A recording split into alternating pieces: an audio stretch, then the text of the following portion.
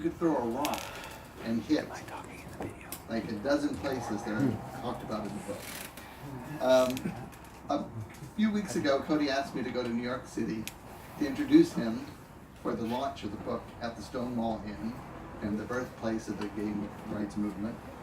It was a very exciting evening. I got to meet a lot of Kody's new family, the family he's established in New York, which is quite different from the family that he had here in Los Angeles. But what was most interesting for me was I asked him to take me to some of the places in New York City that are discussed in the book. I know the LA story, but the New York story I knew very little about. So we went to 24-hour diners where he told me he would sit and eat nurse a bagel and a coffee all night long because he had no place to sleep. And then the homeless shelters. These aren't homeless shelters for mothers and kids. These are homeless shelters for the worst of the worst.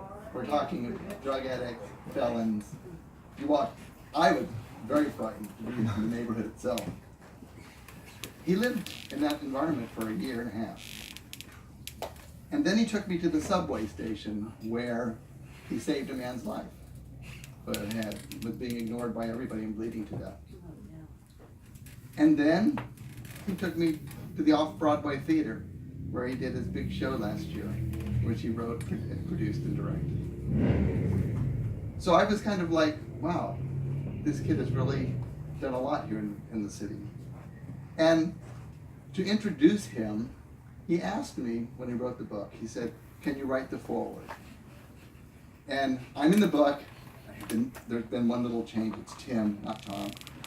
And the reactions from the New York audience to the book was very funny and interesting.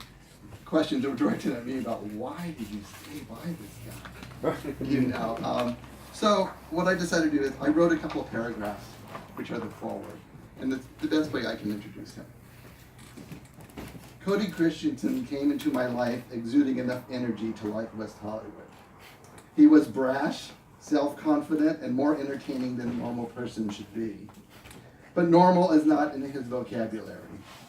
He enters a party looking for the spotlight, even if he wasn't invited. For all those reasons, I hired him. My business deals with all the Hollywood titans, so having a spark plug manager made sense. Kody's life reads like a Hollywood script. The journey he's taken is filled with enough melodrama to make any soap opera pale in comparison. I've seen him at the top of his game, mesmerizing an audience with his talents. I've also seen him curled up at a doorstep, suffering through an alcoholic blackout. Kody often refers to me as a father he never had. It's a title I wear with both love and concern. So many friends and acquaintances have told me over the years to give up on him.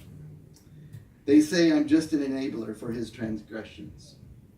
But I've always seen the latent potential just percolating below his addictive personality. The story that unfolds in these pages is a testament to both Kody's strengths and weaknesses. But ultimately, it's a story of triumph over unbelievable adversity. I am the proud surrogate father to this prodigal son, whose journey is still a work in progress. Ladies and gentlemen, Kody Christiansen.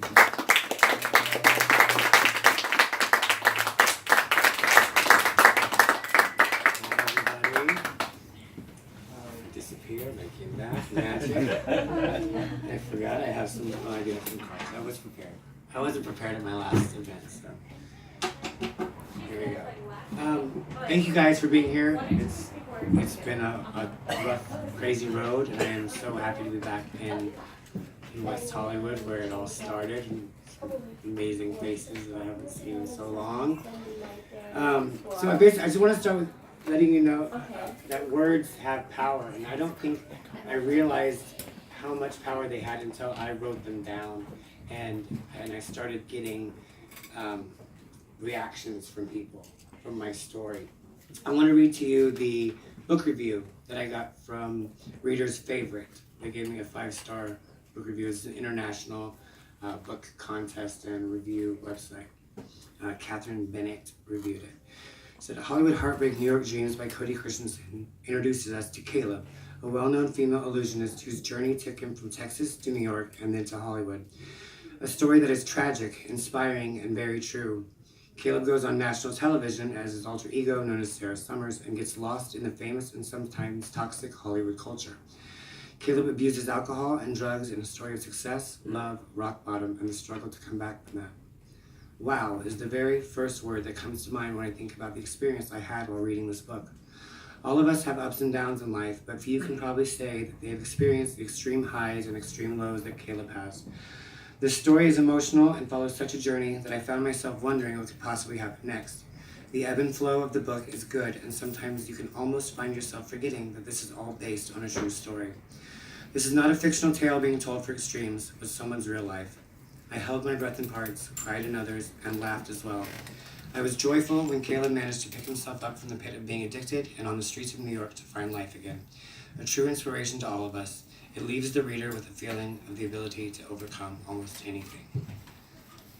And when I read that, I cried, you know. I mean, I have amazing friends who have read the book and posted beautiful reviews, but when it was this person who has never met me, doesn't know my backstory, and was touched in that way, then I knew that the words had power, and I was so excited to continue with this journey and see where it takes me. There's a little hotel next door to Perigo where I work in New York, and the manager came over and he said, "Our receptionist wants to meet you really bad." I had given the hotel a book because I talked about the hotel in the book. And so I went over and I walked in, and this little girl, she was looking at me. She goes, "Hi, how can I help you?" I'm like, "I'm Kody." She took a step back and she started having tears in her eyes, and she goes, "Your book is so beautiful. Like, I've never, you're the most brave person I've ever read about." And that, you know, seeing it in person, like, that was really beautiful for me. And some of you guys follow me on Facebook, and I've been keeping a daily blog since I started my journey into sobriety, starting with, you know, started on day 3 because my phone had been lost, aka drunk. I really don't know what the hell happened there. But so day 3, I got another. Tim was nice enough to help me get a new phone, and I started posting. And since then, my life has changed so dramatically, and I'm so grateful for everything. And I really like getting the emails that I get from people from my high school who, you know, weren't necessarily my friends, and now they're reading my daily posts and saying, "Thank you, you helped me quit drinking, and you helped me stay sober by watching your journey and reading your journey daily." And to me, that's amazing. It's the best. Because all my life, when I was a child, I wanted to be an inspiration. Yeah, I wanted to be famous, and I wanted to be an actor and a singer, but the reason I wanted that was to inspire people. I remember watching some celebrities, my favorite celebrity, we all know who she is, talking when she was younger, and she had so much power and so much reach, but she didn't say the things that I wanted her to say. She wasn't saying, "Let's help these people, let's love each other." She wasn't saying the things that I wanted to say, and I said, I want to be there one day so I can inspire people. And so I'm so grateful that I'm getting to do that now in this wonderful way. I've been in town for a couple days, seeing the faces from my past and the genuine reactions of pride and love. It's crazy. I told someone earlier, I've been listening to the most beautiful broken record I've ever heard for the last 3 days. You look so healthy, you look so happy and handsome. And I could listen to that song for the rest of my life. You know, you don't know how far you've come until you go back to where you were, and it's pretty amazing.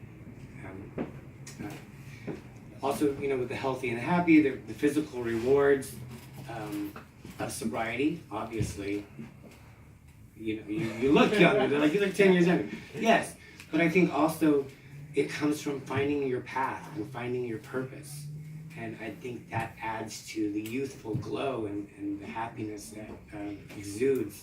Now, I was always a happy person, but it wasn't coming out the way I wanted it to. And now it's getting to.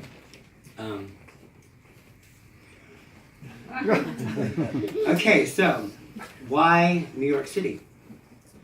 Well, there was a tiny flicker of hope still within me that said, you can't stay here, because I was at the point of suicide. It was either kill myself or get the hell out of here.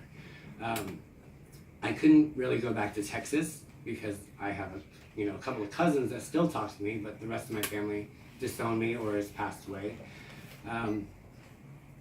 But that flicker inside of me knew that if I could get to New York, I could still possibly follow my dreams and do something. It took me a little while, but I got through it. Speaking of my ego, it was my ego. I didn't want to go back to Texas because I didn't want to burden really them, my cousin who has an autistic child, and that's the only place I would have gone. And I couldn't burden her with that, and I didn't want to go back a failure. I think my ego was the main reason. But when I got to New York City, my ego disappeared very fast. I'm going to read to you a little bit now.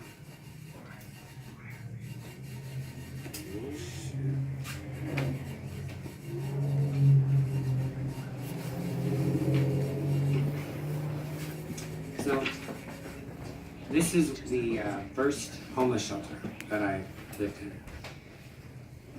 I walked through the door to see a glass wall with a desk behind it, looking similar to what you would find at a bank. They needed that much security at this place? That had me slightly worried. The walls in the entryway were beige, and at the end of the hallway was a used needle deposit box. I had never seen a secure trash can for used needles, and I definitely started to feel extra queasy at that point.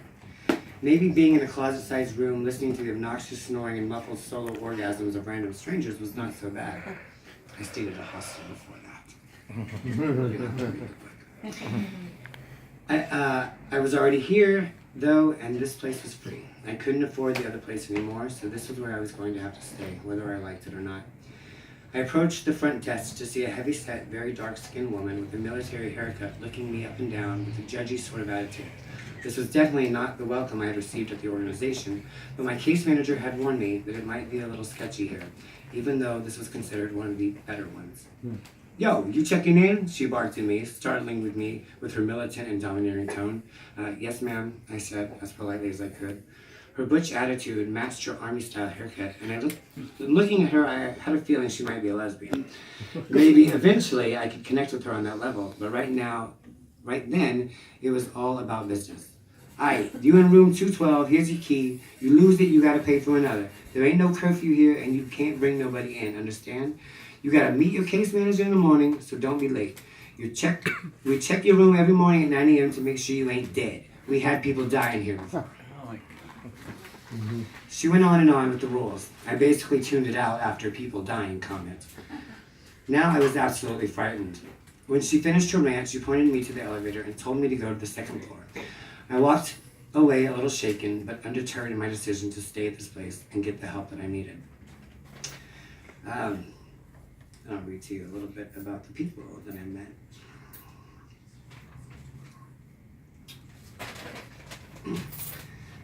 There were other not-so-nice people in the building, too.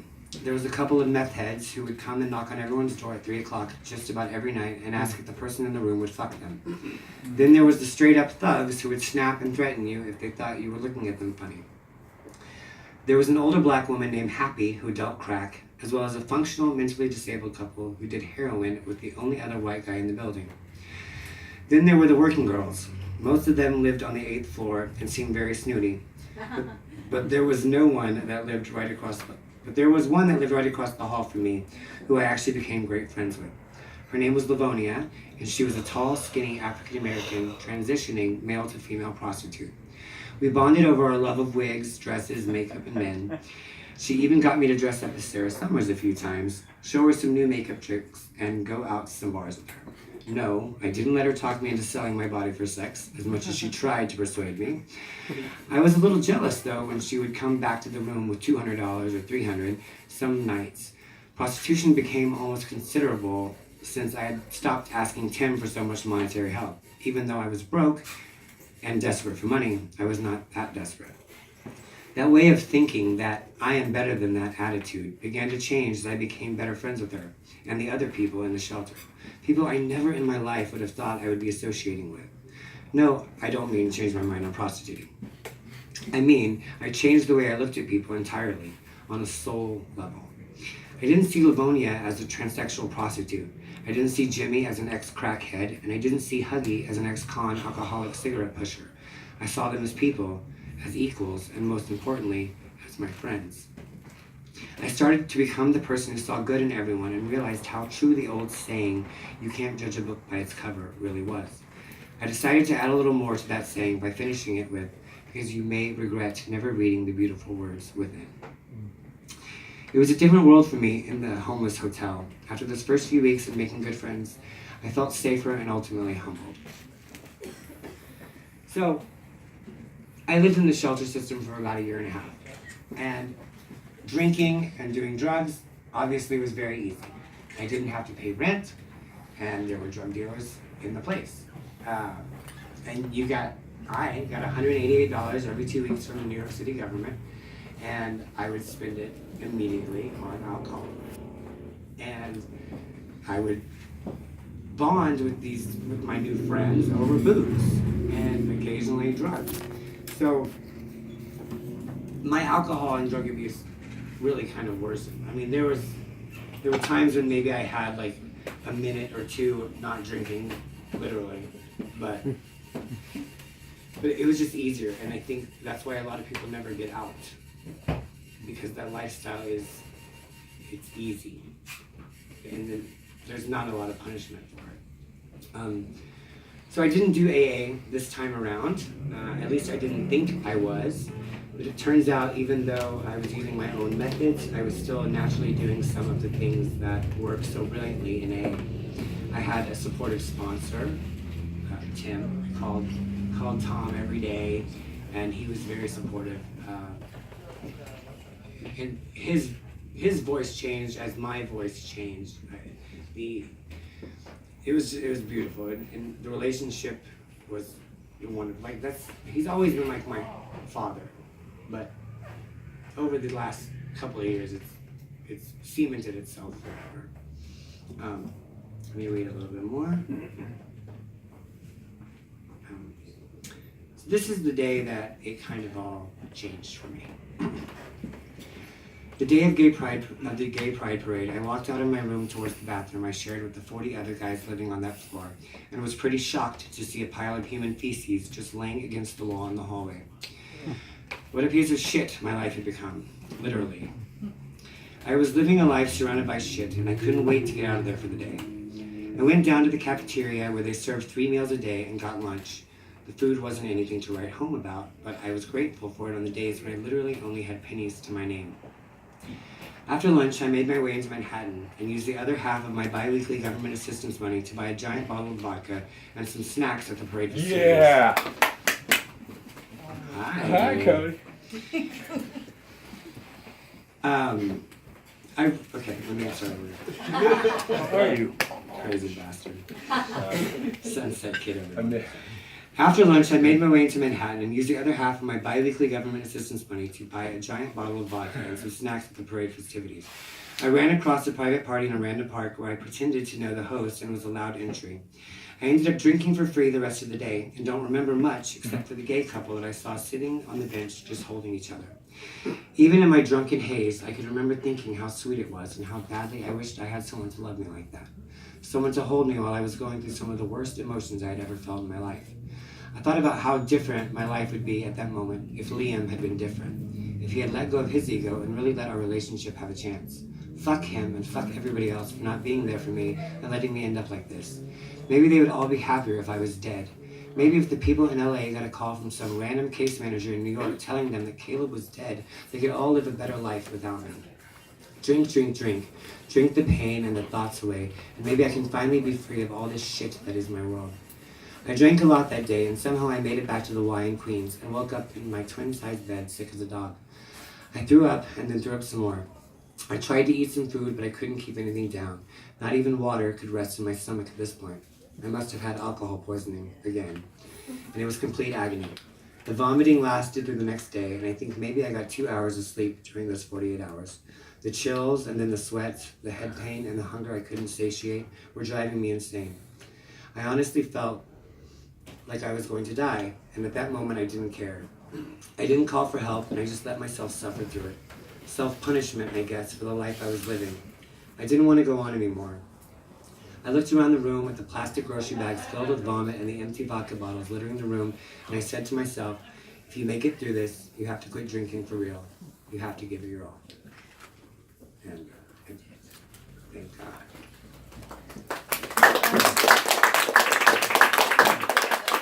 So, lastly, I want to talk about just the full circle of it all. The first place I went when I got to New York that night after running away was Stonewall Inn. And I knew they'd be open till 4 a.m., so I knew I could stay there, and maybe I'd wait till 6 when the sun rose, and I could, try to open the door. So, and I think I got kicked out of there like 2 weeks later. I was good at getting banned at places. But having my book release party, Stonewall became a national monument the week before. So having my book release at the Stonewall National Monument, the first place that I came when I went to New York, was a blessing and a full circle moment. Now, being back here and seeing all your faces, and so grateful to have friends like you, and I can't wait to show you the new me in person. I want to read one last quote. It's from Elle Woods. It is with passion, courage of conviction, and strong sense of self that we take our next steps into the world, remembering that first impressions are not always correct. You must have faith in people. You must, and most importantly, you must always have faith in yourself. Amen. Now, can we put Britney Spears on and dance? These guys. Thank you. Thank you!